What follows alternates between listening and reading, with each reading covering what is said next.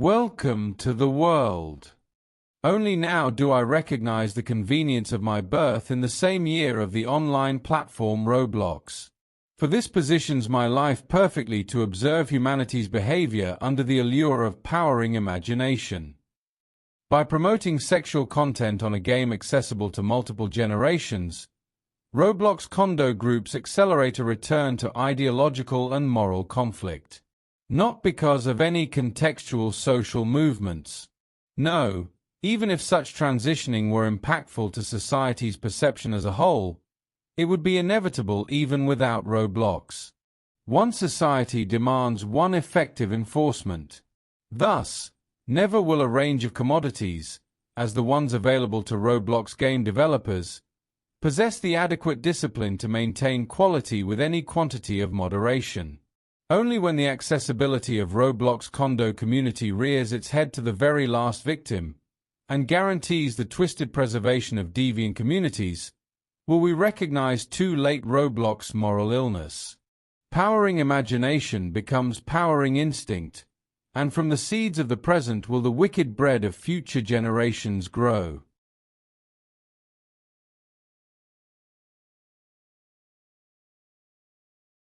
And so, the changes throughout my lifetime beckon me against the great root of Roblox digital influence. And even with the rise of other digital platforms, Roblox autonomy remains a warning to the present day. Less than 2 years ago, Roblox condos were encountered by multiple news organizations. Roblox spokesperson states, "We have zero tolerance for sexual content or behavior of any kind, and we take swift action against anyone found to be acting in breach of our community standards." Less than a month after that, a Roblox user was arrested for child kidnapping. And less than 4 months before the time of writing, a 9-year-old was lured off platform into a condo community, where she met a member who bombarded the girl with sexually explicit messages on multiple third-party messaging platforms. In response, Roblox Chief Safety Officer, Matt Kaufman, states, "Roblox takes a multitude approach to safety and uses AI and automation to review all content that is uploaded to the platform. We have thousands of people around the world. They speak lots of different languages and they are working 24/7. They are training the AI." In my gradual growth into the digital era, bearing witness to the integration of computers and tablets into school curriculums, visits from cyber safety organizations and to the insubordination festering across 2 screens, the experiences outside today's primary education revolve around the anonymity of an online persona and the little power applicable against its puppeteer. It was at this time when I developed my true recognition for the importance of discipline. Although I had few serious ideas about the level of harm that digital autonomy obscured, my innate preference lay in any case away from emotional freedom.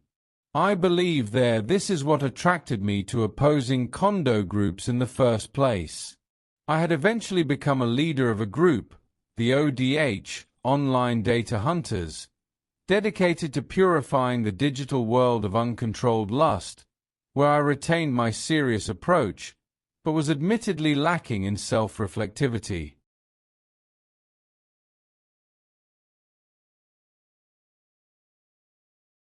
But for the first time, I questioned my own consciousness.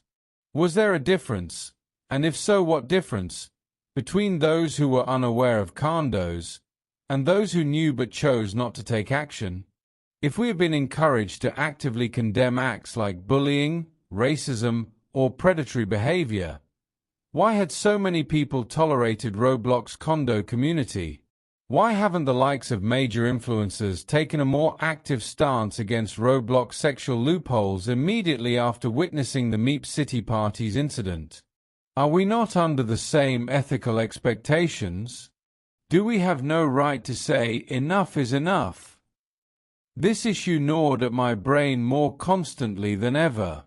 I investigated cautiously and received the answer that not every Roblox user was fortunate or unfortunate enough to see the impact. Specifically, the impact of tolerating the condo community, allowing them to replace valued responsibility with unpunished desire.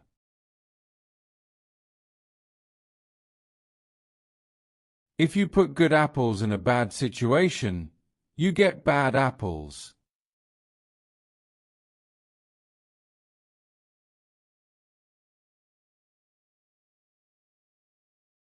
By the middle of high school, I began to master my self-reflectivity and understanding of myself. From my whole nature, and to a greater degree my experience, I believed I could draw out the emotional quotient that made my prior understanding of the condo and anti-condo communities incomplete. Even when prioritizing logic in this case appeared more promising and appealing to me. In this opinion, the suitability of logic, which reality had been neglected on its own, had been strengthened by the presence of emotion. It was only natural, after all. The dynamic nature of my youth's events should only enhance the role of emotion in the conflict against the condo community. However, that is not to say that logic and diligence do not enhance understanding of the human emotions at play during the conflict. These too remain my pride, the pride of any self-made man with the ambition to rise to a greater significance in life. The pride of any man who sought to facilitate his own development greatly. It was inconceivable at the time where developing my emotional understanding would lead me. In my own eyes, I had seen the decision for others to leave and oppose their condo community as simple, definite, and clear. Years spent from the perspective of a disciplined outsider had maintained an adamantly straightforward perception, and it had seemed intolerable for a long time to consider any truth in those who demonstrated an absence of self-control or responsibility. Moreover, all I had seen up to that point was reprehensible weakness and vice regardless of proper parental authority and responsibilities applied to each individual's future life, and was incompatible with my newfound understanding of why the ODH dissolved in activity. Evidently, things turned out differently. I had prematurely compiled what I had experienced up to this point in a YouTube channel, which was bound to face opposition and denial. Hard and determined as I may be in painting a portrait for the condo community, human nature was just as persistent in rejecting the idea. Most did not want to accept the dangerous impact of condos, let alone recognize its effect on themselves. Neither persuasion nor metaphorical reflection made any impression on its wider impact. All attempts to inspire others with pride and strength in maintaining a consistency to societal values did the exact opposite. People either overestimated or disregarded the portrayed strength of the anti-condo community, both leading to a growth of complacent individuals who cease to recognize their individual significance to the conflict against condos.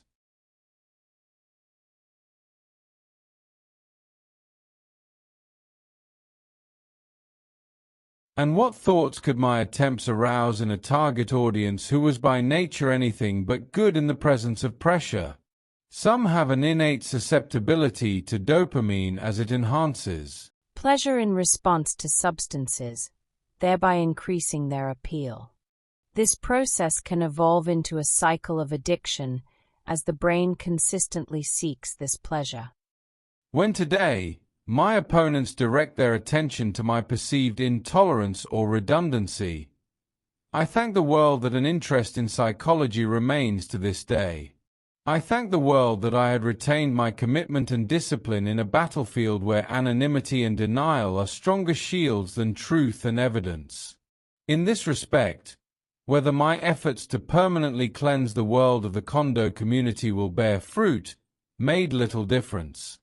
But now, to be sure, there is a new conflict to complete. As long as my failures against the condo community encounter my disgust at their weak-willed influence, the conflict will always be bearable. Thus far, Most Kondo players had to some extent hide their private opinions from me. I do not intend to nor was able to contradict their experiences or worldview.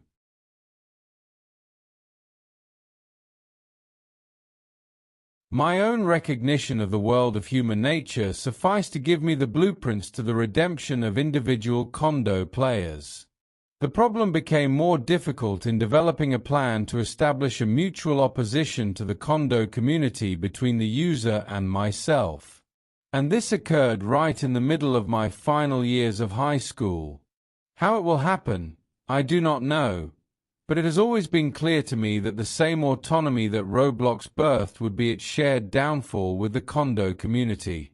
There was no doubt as to the importance of emotion on both sides of the conflict. It had been a central reason to both individual adherence and opposition to Kondos, but never has taking action based on this occurred to Roblox administration the same way it has occurred to myself. On the contrary, after each instance of Kondo game media coverage, Roblox was asked what improvements were made to their moderation.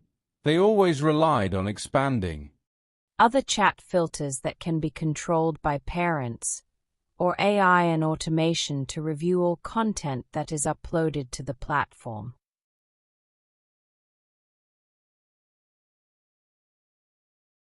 Regardless of how clear Roblox was on prohibiting sexual content, or the seriousness of their intention when implementing these measures, all results will be temporary.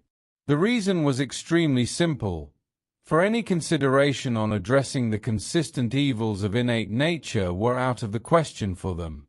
A Roblox spokesperson states, "We know there is an extremely small subset of users who deliberately try to break the rules.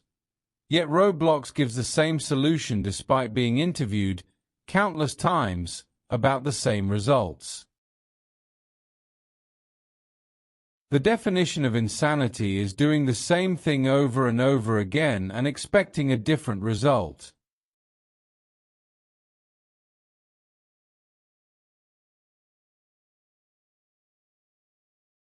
Unity is isolation.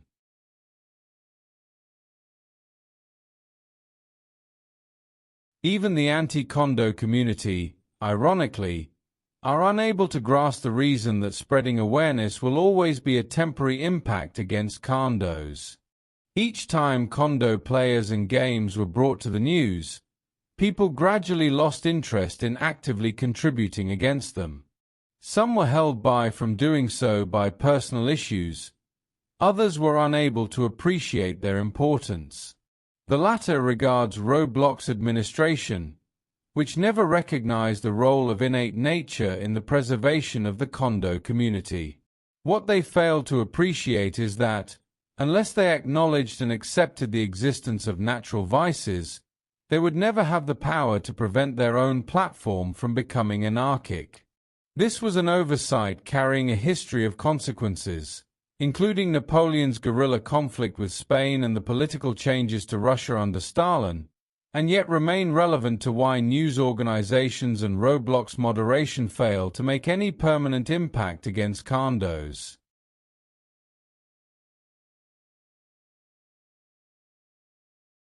Only a handful of members in the anti-Kondo community had the slightest conception of the eternal and merciless struggle between morality and impulse within various platforms of society.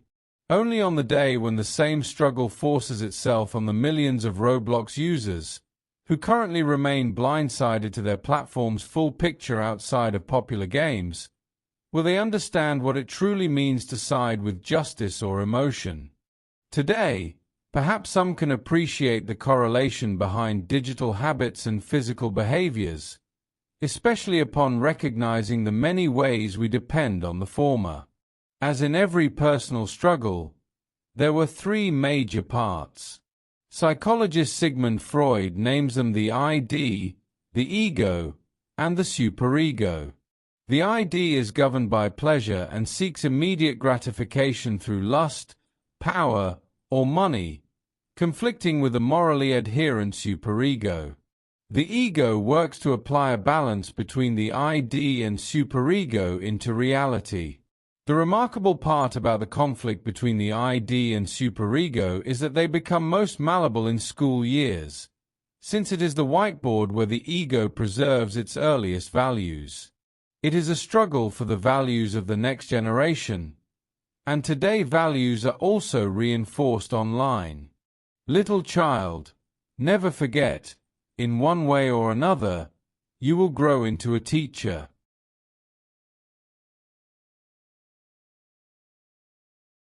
Anyone who knows the youth understands that they act out most joyfully to what they are exposed to. They carry on conflict between the superego and ID in hundreds of forms, in their own ego and with their own justifications. They fail to recognize the strength of the lesser force, either the ID or the superego.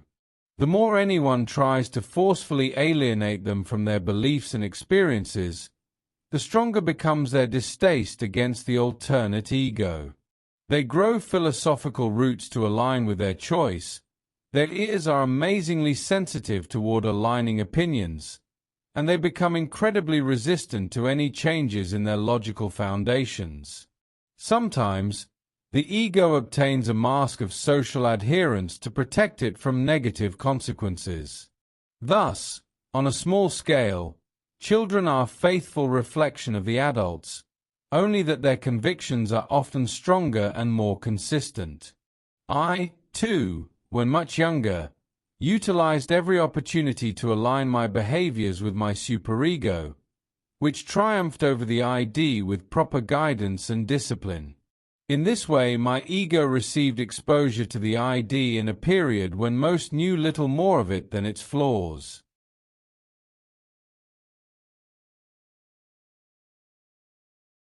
It goes without saying that even then my superego was not significantly challenged by the ID. In a short time I had become acquainted with the responsibilities of effective leadership, years before I joined the anti-condo community. This development in me made rapid progress. By 13 I witnessed the dynamic weapons of dissent in English, history, and my experiences. And even then I was only interested in how to disarm them. For anyone who has never taken the trouble to study the conditions birthing contemporary values, this process may not be entirely understandable. In the digital era, the allure of unpunishable impulse provided the disease for this development, despite, for all intents and purposes, the fact there was no such thing as complete anonymity. The linear destiny of the ego and human nature revolves so many times around external environments that the acknowledgement of both the superego and the ID rarely occurs in individuals, let alone entire communities. Indeed, whenever Roblox condos feature in news reports, any expert commenting on this specializes in digital safety rather than child psychology. The dominant influence of either morality or impulse still seem to completely overshadow their counterpart. They paint the illusion that these three parts are one personality.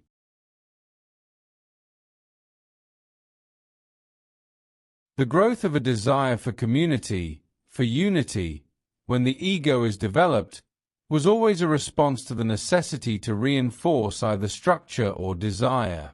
Any contemporary community's peak influence lies within the rise of social media, making aforementioned reinforcement more convenient and accessible than ever.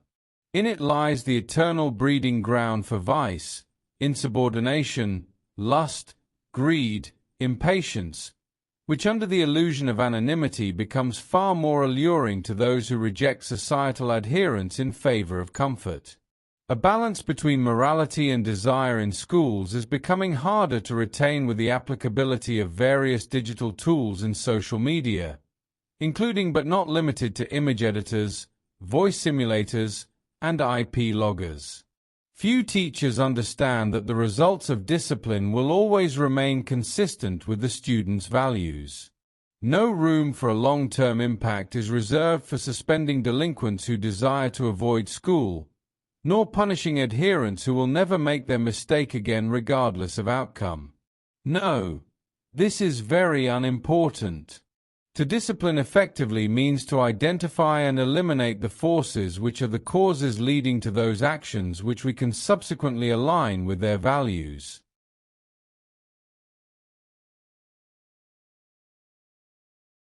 Retaining the essential means forgetting the irrelevant.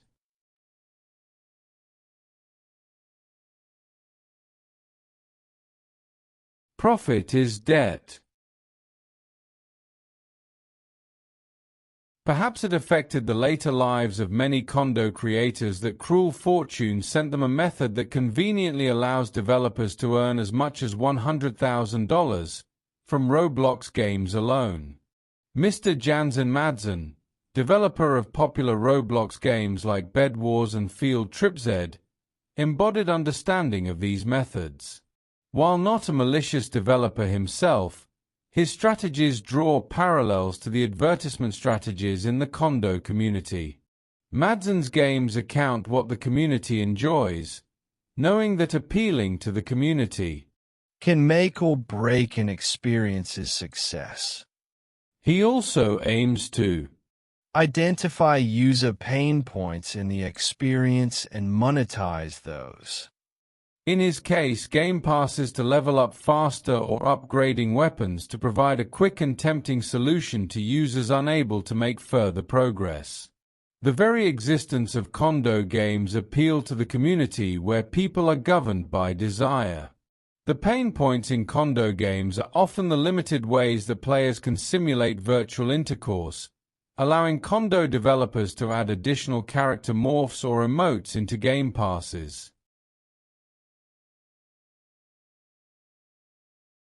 Both Madsen and condo developers, unlike Roblox staff team, understand that Roblox is closer to a social media platform than a gaming platform.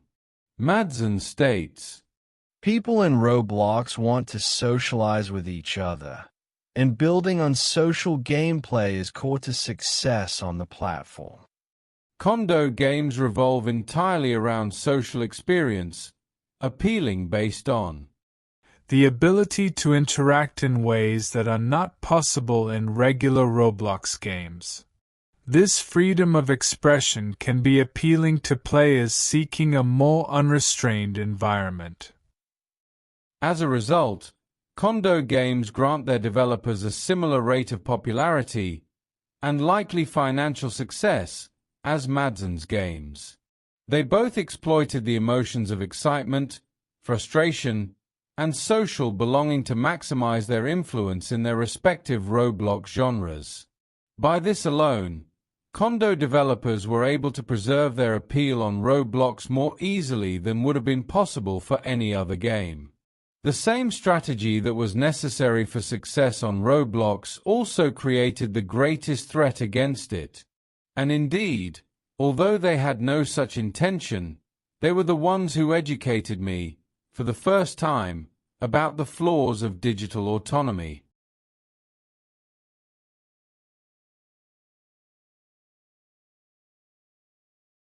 For who could have studied condo developers for as long as I have and failed to recognize the reason they continue to release such games?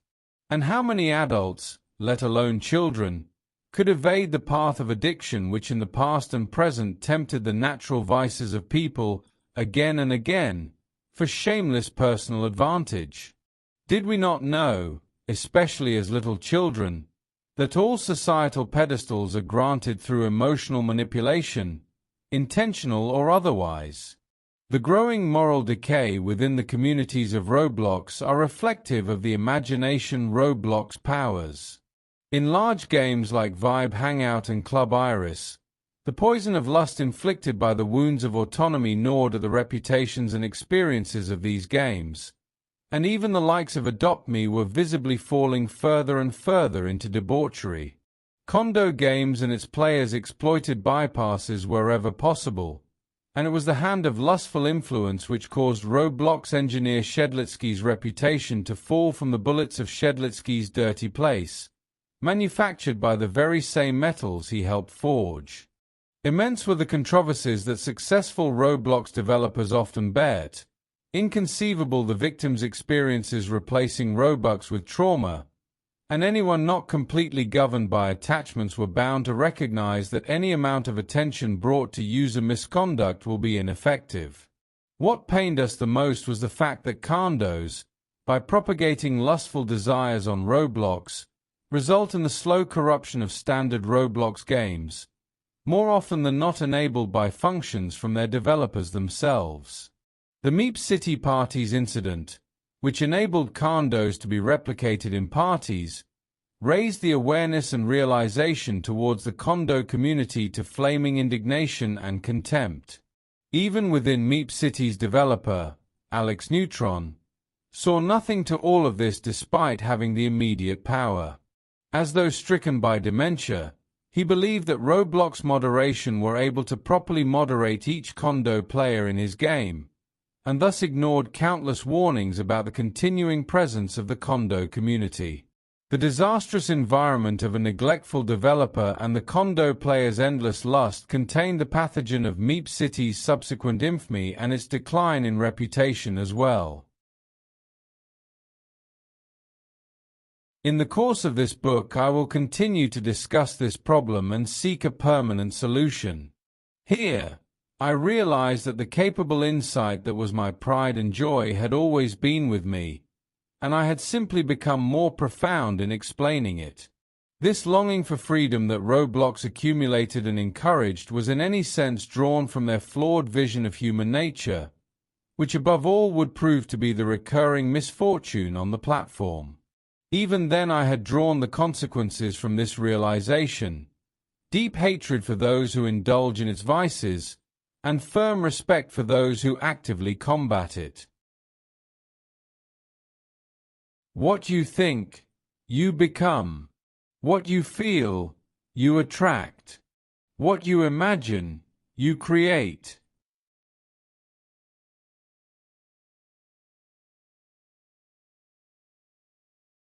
What you think, you become.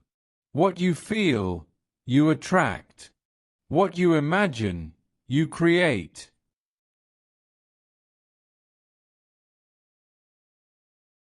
The disdain toward the condo community, which I had developed since my preteen years, has never left me despite the demanding and fast-paced nature of my study years.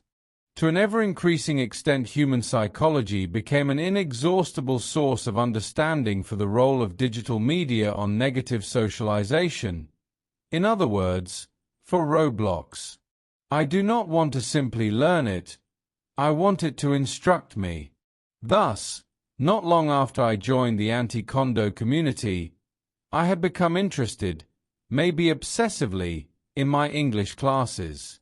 The extent of human development illustrated by insightful authors were, relatively speaking, accurate to my own experiences. At the age of 14, Shakespeare's The Tempest illustrated the extent that people innately cling to power, and portrays this in a conflict between traditional justice and manufactured justice. Less than 1 year later, I observed George Orwell's Animal Farm simulate how language can be used to deceive rather than enlighten, propagating corrupted ideals to harm countless powerless individuals for personal benefit. The number of texts reflecting universal human experiences only continues with age. Even despite the varying genres produced, I was captivated by their understanding of past actions and how they remain relevant in the present. My enthusiasm and hunger for knowledge knew no bounds. Again and again I was drawn to growing my understanding, and it seems fortunate that my inability to top the course kept me humble enough to develop my analytical and communicational abilities further. All this, particularly after I had acknowledged my own emotional vices, which in my case was attempting to cling to power, failing to pass down the ODH to a more capable leader, reinforced my profound distaste for anyone not willing to work towards transcending their natural flaws. My conviction grew in strength to where my primary reason for despising the condo community, rather than intentionally disregarding moral standards, was for propagating natural weaknesses. The fact that a portion of the Kondo community only joined to invoke a reaction from the morally adherent made my unorthodox motivations all the more foundational. Neither gaslighting nor apparent futility could change it one bit. I wanted to eliminate the Kondo community, and no power in the world could make me permanently abandon this goal. Yet, strange as it may seem, with passing years I evaded the possibility of a career as a psychologist. At the time, I considered my communicational abilities inadequate for the profession, and had only considered applying it to its more analytical counterparts such as neuroscience and psychiatry.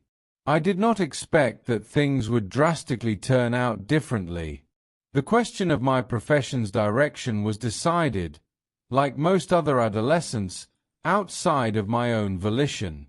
In my 17th year, a wave of occupational redundancies, the majority of which were fueled by AI, struck my family.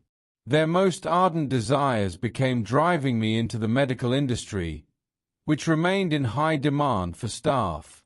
I held no disdain for a medical occupation, as I had been interested in science and biology.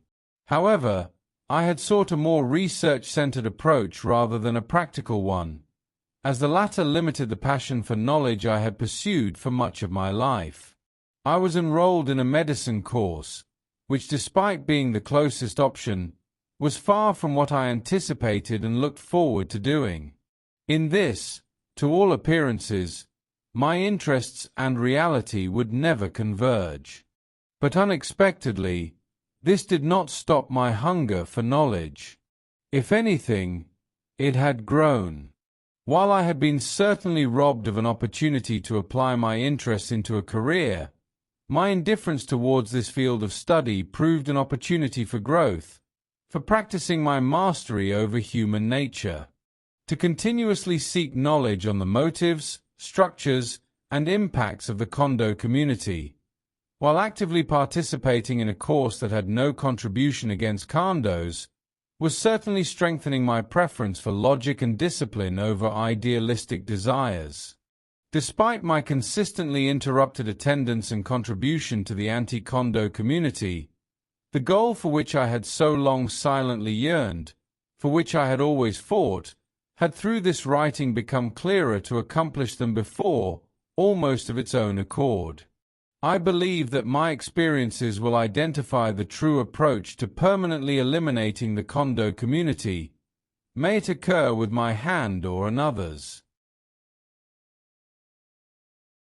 Knowing others is wisdom. Knowing yourself is enlightenment.